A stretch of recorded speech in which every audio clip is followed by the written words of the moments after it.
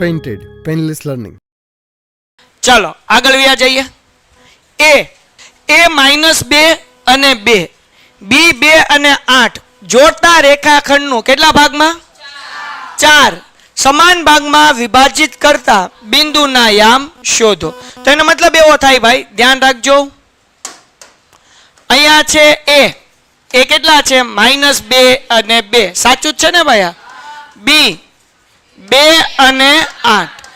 Weight skip નહીં કરતા, તમારા ફાયદાની વાત છે. ધોરણ 10 ની અંદર આવ્યા છો, બોર્ડની પરીક્ષા આપવાની છે, જોરદાર રિઝલ્ટ લાવવું છે, તો પેન્ટેડ એપ્લિકેશન ડાઉનલોડ કરો અને ચેમ્પિયન બેચ લોન્ચ થઈ ગઈ છે. ચેમ્પિયન વિદ્યાર્થી સાથે ભળી જાઓ. આ લાઈવ લેક્ચરની અંદર ગણિત, વિજ્ઞાન, સમાજ, ઇંગ્લિશ, ગુજરાતી બધુંય ભણાવીએ છીએ. અનમ્યુટ કરીને ઘરેથી બોલીને ડાઉટ પૂછી શકો અમારા લાઈવ લેક્ચરમાં. અને તમારે ટ્રાય કરવી છે, ખાલી 300 રૂપિયા આપીને મહિનો દિવસ ટ્રાય કરો ને પછી મજા આવે તો આગળ જોડાવો. તમે એમ કહો સાહેબ તમારું રિઝલ્ટ આ છે, મારી પાછળ રિઝલ્ટના ફોટા જોઈ લો અમારા ટોપર્સ, અને તમે ચેમ્પિયન બનવા માંગતા હો ચેમ્પિયન બેચ સાથે જોડાઓ. Good bye.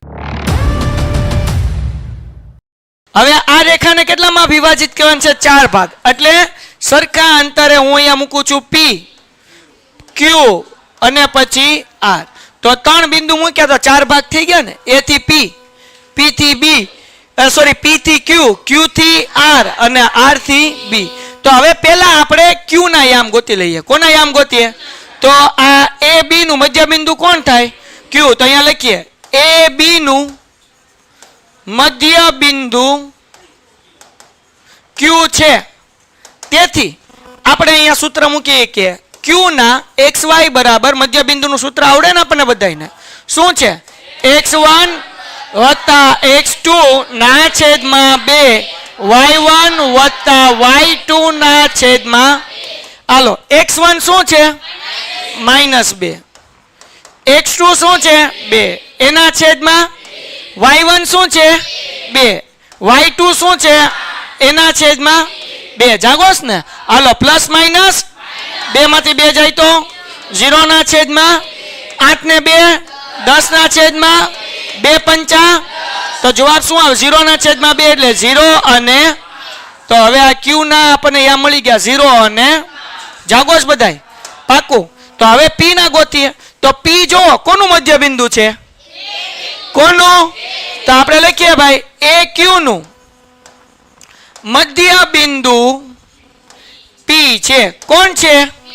હાલો તો આપણે લખીએ હવે P ના યામ ગોતીએ. PXY બરાબર શું લખીએ છીએ? P. તો હવે કોના આપણે XX લેવાના? A અને Q ના. કોના XX લેવાના?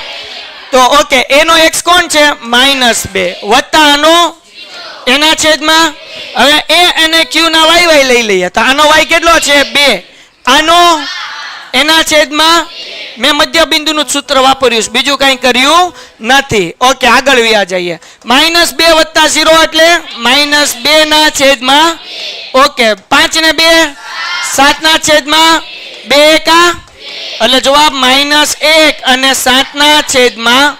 તાપી ના યા મળી ગયા -1 અને 7 ના છેદમાં. હવે કોનું ગોતવાનું?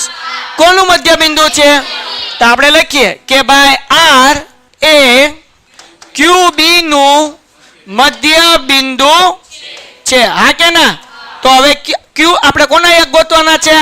R XY બરાબર, હાલો ભાઈ કોના XX લેવાના? હવે Q અને કોના? Q નો X કોણ છે? અહીંયા કોણ છે?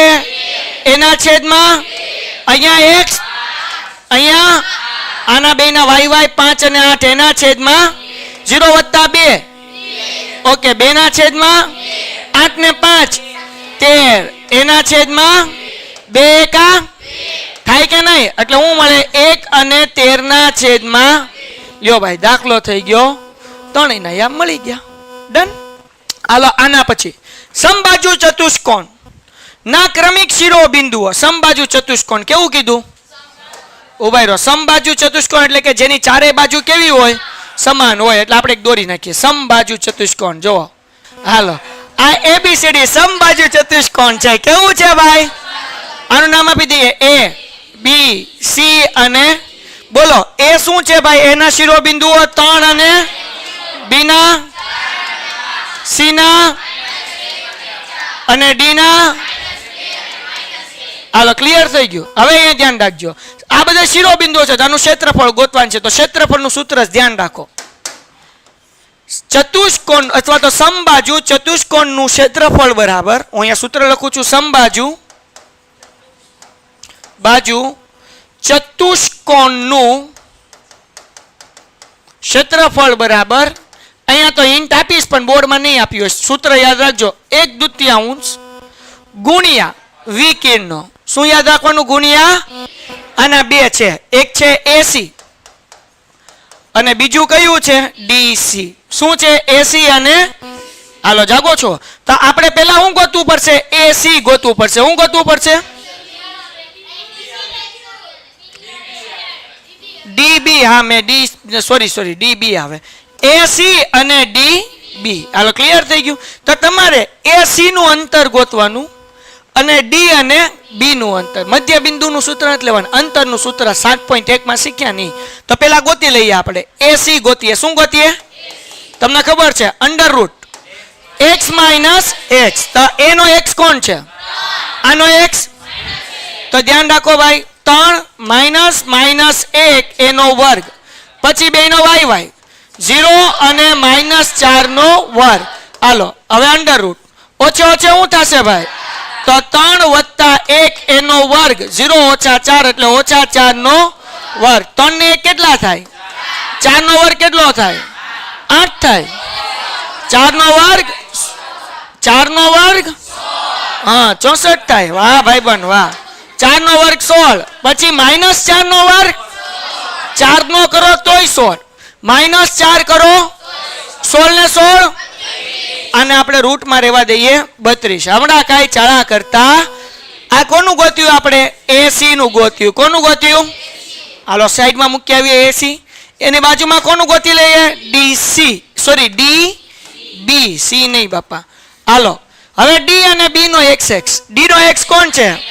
-2 ઓછા 4, 2 નો y -1 અને 5. હાલો ડન થઈ ગયું. ઓછે ઓછે 4 ને 2 6 એટલે -6 નો વર્ગ, ઓછે ઓછે 4 ને 2 6. પાકું ને?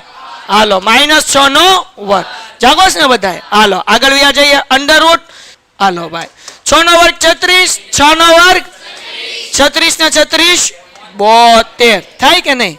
તો 72 ને આપણે આમ લખી શકીએ, એક સ્ટેપ વધાર દઉં, 36 દુ કરીએ કઈ, 36 દુ 36 નું વર્ગમૂળ 2 નું નીકળે ને એટલે 6 રૂટ અહીંયા કરી નાખીએ. 32 છે તો 16 દુ 16 નું વર્ગમૂળ √2 એમ. તો જવાબ મળી ગયો 1/2 એમ. એસી નો જવાબ કેટલો મળ્યો ભાઈ? 4√2. ડીબી નો કેટલો મળ્યો? જાગો છો બધાય? હાલો 4 6 કેટલા થાય? 4 6 1/2 એમ 24 એમ. 4 6 ઓકે. √2 અને √2 આ બેન ગુણાકાર કરો એટલે શું થઈ જાય? 2 2 તો 24 એકા દાખલો થઈ ગયો, ચેપ્ટર થઈ ગયું. Painted, Painless Learning.